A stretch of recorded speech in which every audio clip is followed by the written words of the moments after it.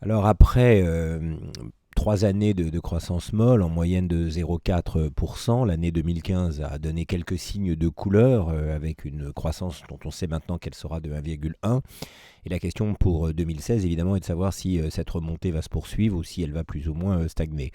Moi, je pense que l'année 2016 sera assez bonne. On aura une croissance autour de 1,5. Il y a des prévisions à 1,4, d'autres à 1,6. Ça n'a pas beaucoup d'importance. Et que la France retrouvera un peu de dynamisme pour des raisons, hélas, qui ne lui doivent rien en propre et tout à l'environnement international, c'est-à-dire le fait que l'euro est faible, le fait que les prix des matières premières se sont effondrés. Je pense que 2016 restera une année de faible prix des matières premières et aussi, bien sûr, à cause de la politique monétaire qui conduit à des taux d'intérêt très bas. Tout ça fait potentiellement un dynamisme qui expliquera les chiffres qu'on aura, 5 peut-être, c'est-à-dire à peu près le chiffre auquel le chômage se stabilisera.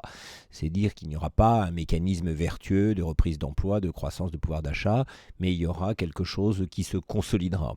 Toute la question, c'est de savoir si ce dynamisme va s'amplifier ou si, au fond, tout simplement, il va se stabiliser. Et tout dépendra, pour le coup, de la croissance internationale évidemment et notamment de la croissance chinoise qui est en train de dévisser, qui a déjà entraîné dans sa chute je crois la croissance japonaise, qui pourrait entraîner un peu plus tard dans l'année en 2016-2017 la croissance allemande et ralentir le dynamisme de la zone euro.